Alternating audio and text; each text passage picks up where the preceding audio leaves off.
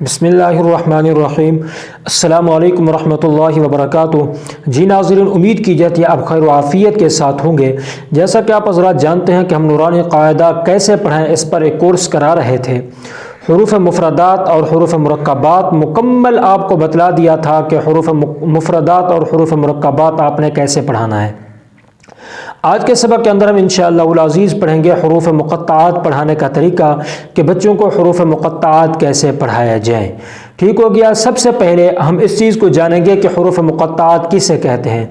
دیکھیں، قرآن کریم کی بعض صورتوں میں چند حروف ایسے ہیں جن کو ملا کر لکھا جاتا ہے اور الگ الگ پڑھا جاتا ہے، ان حروف کو حروف مقطعات کہتے ہیں۔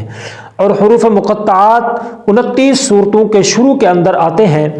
تو یہاں تک آپ کو سمجھ آ گیا ہوگا، کلیئر ہو گیا ہوگا کہ حروف مقطعات کسے کہتے ہیں۔ ٹھیک ہو گیا۔ اب چلتے ہیں حروف مقطعات پڑھاتے وقت آپ کو کن چیزوں کا خیال رکھنا ضروری ہے۔ دیکھیں، سب سے پہلے حروف مقطعات کے ہجے نہیں ہوتے، اس چیز کو ذہن کے اندر رکھیں۔ حروف مقطعات کے ہجے نہیں کیے جاتے، جس طرح بچوں کو جوڑ کرا کے پڑھایا جاتا ہے، ہجے کر کے پڑھایا جاتا ہے نا، اسی طرح حروف مقطعات کے ہجے نہیں ہوتے۔ ان حروف کو الگ الگ کر کے پڑھیں گے، جیسے الف لام میم۔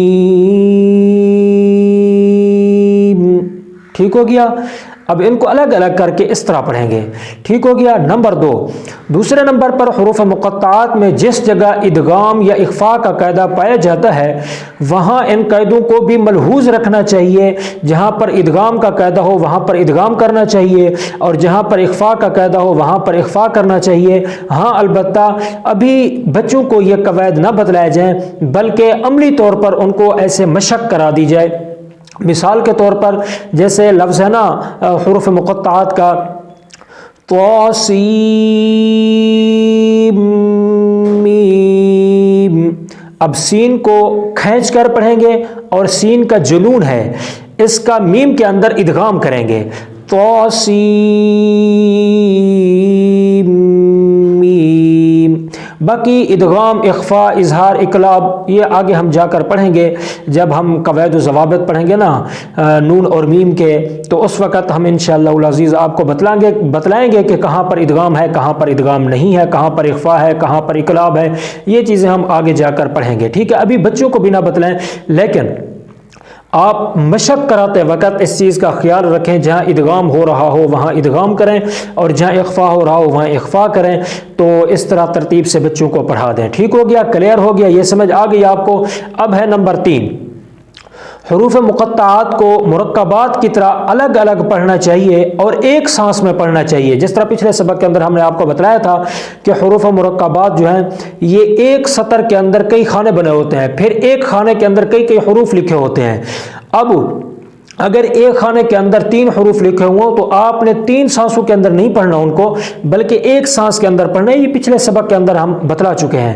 لیکن حروف مقطعات کو بھی ایسے ہی پڑھنا ہے، یعنی پڑھنا الگ الگ ہے، جس طرح حروف مرکبات کو الگ الگ کر کے پڑھتے ہیں، لیکن پڑھنا ایک سانس کے اندر ہے۔ مثال کے طور پر ابھی جو مثال میں نے دی ہے، اب اس طرح نہیں پڑھنا طاسین میم، ٹھیک ہو گیا، یا اس طرح کاف ہا یا عین صاد، اس طرح نہیں پڑھنا۔ یہ الگ الگ ہیں، ہر لفظ کے اوپر سانس ٹوٹ رہا ہے، یہ صحیح نہیں ہے۔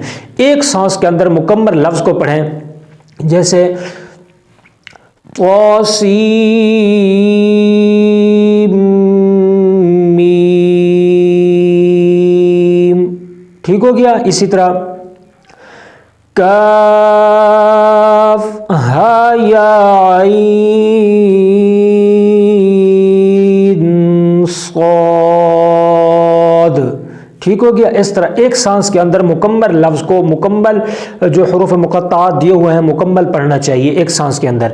کلیئر ہو گیا، سمجھ آ گیا۔ نمبر 4، چوتھے نمبر پر حروف مفردات کے اندر جن حروف کو کھینچ کر پڑھا جاتا ہے حروف مقطعات میں بھی ان کو کھینچ کر پڑھنا چاہیے، اور حروف مفردات میں جو بغیر کھینچے حروف پڑھے جاتے ہیں حروف مقطعات کے اندر بھی ان کو نہیں کھینچنا چاہیے. کون سے حروف کھینچ کر پڑھے جاتے ہیں, کون سے حروف بغیر کھینچے پڑھے جاتے ہیں, یہ ہم مفردات کے بحث کے اندر پڑھ چکے ہیں. بار بار ایک سبق کو نہیں دہراتا, اگر وہ سبق نہیں دیکھا تو اس کو دیکھ لیجئے گا. ٹھیک ہو گیا. مطلب یہ کہ حروف مفردات کے اندر جن حروف کو کھینچ کر پڑھا جاتا ہے ان کو کھینچ کر پڑھیں گے, حروف مقطعات کے اندر بھی, اور جو حروف مفردات کے اندر بغیر کھینچے پڑھے جاتے ہیں حروف مقطعات پڑھتے وقت ان کو بھی نہیں کھینچیں گے. ان کے اندر فرق نہیں ہے, بالکل ایک جیسے ہوتے ہیں, صرف لکھنے میں فرق ہوتا ہے. حروف مفردات میں ہر حرف الگ الگ مفرد شکل میں لکھا ہوتا ہے, جبکہ حروف مقطعات میں ایک ساتھ مرکب شکل میں لکھے ہوتے ہیں. صرف لکھنے کے اندر فرق ہوتا ہے, باقی سیم اسی طرح ہوتے ہیں جس طرح حروف مفردات کے اندر ہوتے ہیں. تو امید کی جاتی ہے آپ کو یہ سبق پسند بھی آیا ہوگا, اچھا بھی لگا ہوگا. اگر پسند آیا, اچھا لگا ہے تو لائک کر دیں, اچھا کمنٹ کر کے ہمارا حوصلہ افزائی ضرور کر دیں. چینل پر رہے ہیں تو چینل کو سبسکرائب کر دیں. آپ کے جتنی دوست اب آپ پڑھنے پڑھانے سیکھنے سکھانے کے ساتھ تعلق رکھتے ہیں ان کو ہمارے چینل اور کچھ سیکھنے کے ساتھ ضرور جوڑیں تاکہ وہ بھی اس سے بھرپور فائدہ اٹھا سکیں. تو آج کے لیے اتنا ہی, اور ملتے ہیں اگلے سبق کے اندر. اگلے سبق کے اندر ہم انشاءاللہ العزیز حرکات کو پڑھیں گے کہ بچوں کو حرکات کیسے سمجھائی جائیں اور کیسے پڑھائی جائیں. تو آج کے لیے اتنا ہی, اور ملتے ہیں اگلے سبق کے اندر. اپنا بہت بہت خیال رکھیے گا اور مجھے اپنی خصوصی دعاؤں میں یاد رکھیے گا. السلام علیکم ورحمۃ اللہ وبرکاتہ.